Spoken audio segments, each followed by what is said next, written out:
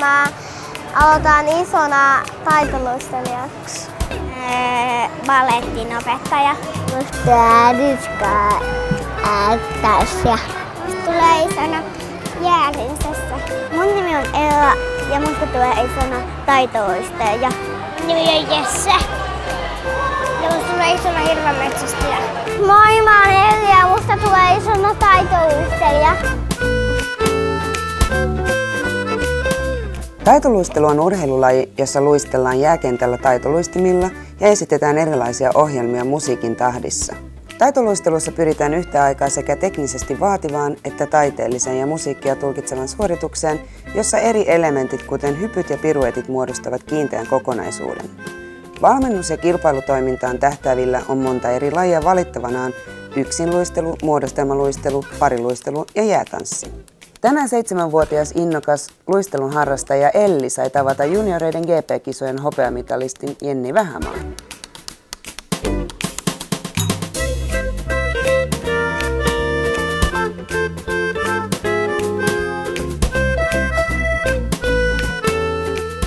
Koska sä aloitit taitoluistelun? Mä aloitin 4-vuotiaan luistelukoulussa ja siitä sitten pikkuhiljaa lähti. Käytkö usein kilpailuissa? No mulla on nyt syksyllä tässä 5 kilpailut ja keväällä ehkä vähän vähemmän, mutta kyllä siihen joku 8 kilpailut vuoden aikana ehtii tulla. Mitä kaikkea sä oot voittanut? No parhaat saavutukset on varmaan SM-kulta ja 2 PM-kultaa ja sitten Junnu MM:issä on 2 hyvää sijoitusta tullut, että niitä ehkä arvostaa eniten.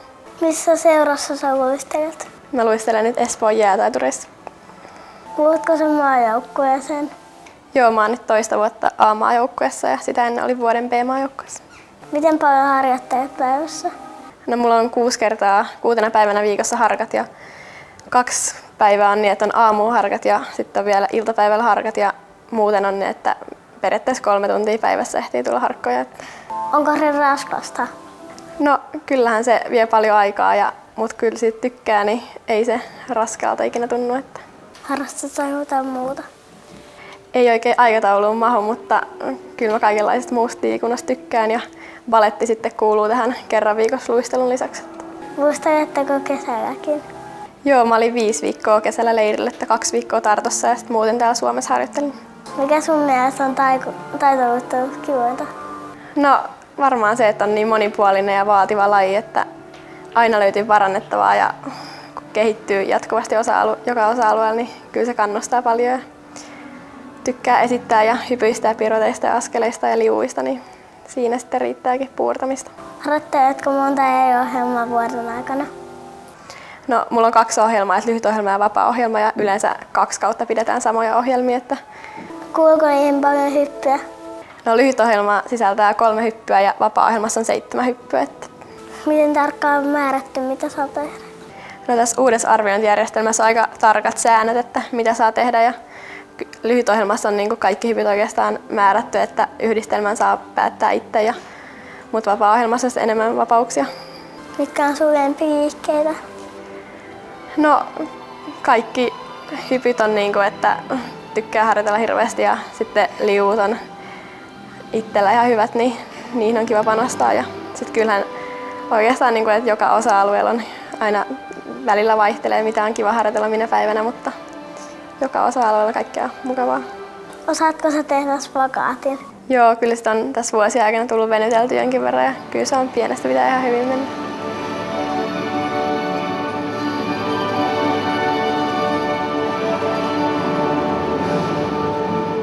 Kerro muutamia liikkeitä, mitä sä teet. No, liukuja on vaakaa ja nosturia ja piruetteja on istumaa ja vaakaa ja hyppypiruetteja ja vähän kaikenlaista ja sitten hyppyjä on 6 erilaista. Mikä sun mielestä on vaikein tehdä? No kyllähän haasteita löytyy joka alueelta, mutta kyllä hypyissä on niinku just eniten joutuu harjoittelemaan ja siinä on niin paljon sitä tekniikkaa, että vaikeimmat hypyt on niinku se vaikein. Mikä on vaikein, mitä sä sitten teet? No kolmoislutsi on nyt lähtenyt, että sitä on pikkuhiljaa saanut varmemmaksi ja sitten kolmoisyhdistelmiä on harjoiteltu tässä ja muutamaan kertaan mennytkin. Mikä on vaikein hyppy sitten keille vaan? No miehissä neloishyppyjä tulee jo aika monelta Ja sitten naisissa kolmoisakseli rupeaa nyt olemaan semmoinen, että muutamat sitä jo osaa ja neloishyppyäkin harjoittelee, mutta naisissa ei vielä ihan neloishyppyä ole nähty kisoissa paljon. Koska sä haluaisit osata tehdä niitä?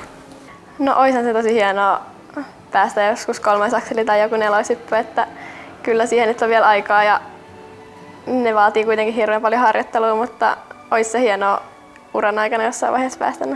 Minkälainen sun päiväohjelma on?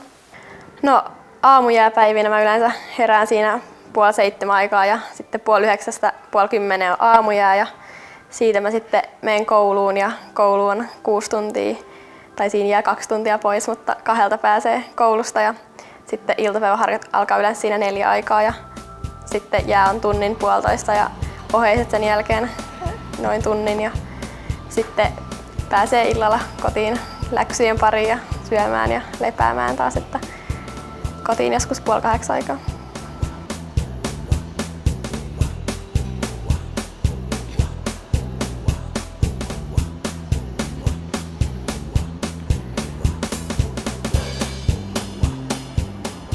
Monako tyttöä sun seurassa on? Mä epäilen, että joku 300 luistelijaa on yhteensä, että mun ryhmässä on nyt 10 ja kaikki on kovatasoisia, että on kiva, kun on semmoinen kannustava ja kovatasoinen ryhmä. Onko sulla joku ruokavalio, mitä sä, vai saatko sä syödä mitä vaan? Kyllä, nyt meitä aika monipuolisesti syödään ja kasviksia ja muutakin, mutta kyllä sitä herkkuja silloin tälle voi syödä, että ei mitään ihmerajoituksia. Milloin sait ensimmäiset luistimet? No, mä en ehkä ihan ollut vielä 4 vuotta, mutta aika pian sen jälkeen mä aloitin sitten luistelun ihan luistelukoulussa. Ja kun sait 4 vanha ja kävitkö monta kertaa luistelukoulussa? No aluksi oli ihan 1 kerta, mutta kyllä se siitä pian lähti, että nousi 2 ja 3 kertaa ja sitten jo 6-7-vuotiaana oli jo 4-5 kertaa viikossa. Että. Kuinka kauan voi olla luistelijana? No kyllä sitä aika vanhojakin luistelijoita löytyy, että totta kai ehkä keskimäärin 26-vuotiaaksi luistelee ei hirveän pitkään, mutta kyllä sitä pidempäänkin voi luistella. Aikko se jatkaa sen jälkeen valmentaa vai käykö muuta koulua? No kyllä valmentaja ammatti kiinnostaisi, että ainakin jotain liikunta- ja kasvatustiedealaa, että kyllä sitä haluaisi liikuntaa hyödyntää elämässä ja kyllä voi olla, että valmentajan ammattiin lähtee sitten tämän jälkeen. Minkälaisia oppilaita sä haluaisit? No varmaan kaikkein mukavinta olisi, kun olisi motivoituneita ja semmoisia päämäärätietoisia ja ahkeria harjoittelijoita, että niitä olisi ehkä mukavin valmentaa. Mikä sun seuraava tavoite on?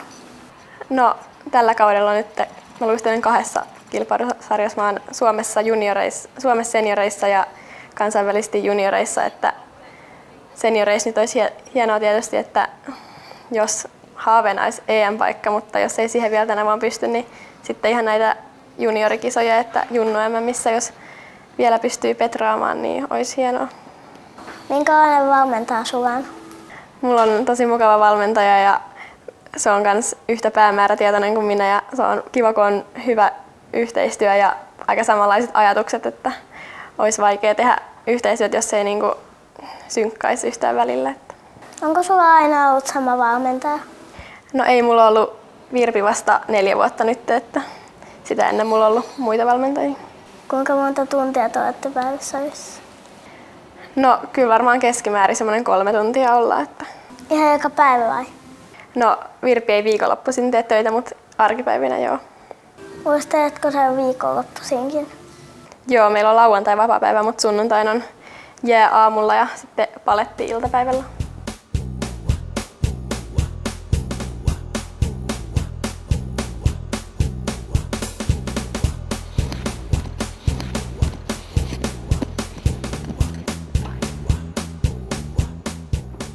Missä sä käyt treenaamassa? Mulla on Laaksolahessa niin pääasiassa harkat ja sitten maajoukkue aamutunnit on Helsingissä, että Pirkkolan ja Hartwallin areenassa. Onko helppo saada jääaikaa? No kyllä seuralla aina välillä kuitenkin niin paljon halukkaita tänne halliin, että muodostama luistelu, 1 luistelu ja jääkiekko, että kyllä siitä aina välillä on pulaa, mutta ihan tarpeeksi on nyt saanut. Haluaisitko sä maailmanmestaruuskisoihin vai olympialaisiin? Kyllä se on niin kuin haaveena ollut aina, että pääsis edustamaan ja sitten ihan mitalleillekin siellä, että pystyisi kehittymään niin hyvin, että saisi sitten sinne paikan ja siellä ihan pärjäämään. Oletko sä joskus ajatellut jäätanssia? No, en oikeastaan, että kyllä yksinluistelu on aina ollut just se mun juttu. Joudutteko itse ostaa teidän puvut? No, meillä kaikilla on vähän oma puvuntekijä, että mun puvut on tehnyt Helja Laine monta vuotta, että kyllähän niistä hintaa kertyy, mutta kun pidemmälle pääsee, niin kyllä niistä rupeaa saamaan vähän alennusta ja niin poispäin, mutta pienempänä ehkä enemmän ostettiin pukuja ja nyt on sitten teetetty. Kuinka monta pukua sulla on, mitä sä käytät? No, nyt mulla on ehkä 3 semmoista kisapukua, jotka mahtuu vielä päälle, että harkkapukuja ehkä 3 kanssa. Mutta kyllä niitä on vuosien varrella kiertynyt, että sitten myyty eteenpäin tai annettu. Onko uistelijoita enemmän vai tyttöjä vai poikia? No, Suomessa on poikia itse asiassa aika heikosti, että tyttöjä on paljon enemmän, että ulkomailla saattaa olla, että poikia löytyy huomattavasti enemmän tai ei ehkä enempää, mutta saman verran, että Suomessa on pojista vähän pulaa. Miksi? En tiedä mikä siinä on, että se on vaan jäänyt.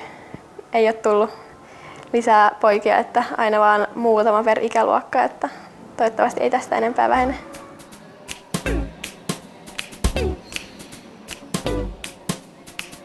Musta tuli isona insinööri. Tellen voimisteluopettaja. Mä oon Sofia. Musta tulee isona insinööri. Musta tulee isona päiväkodin opettaja. Musta tulee isona asiaajaja. Musta tulee isona näyttelijä. Mä haluaisin tulla isona huippu-urheilijaksi.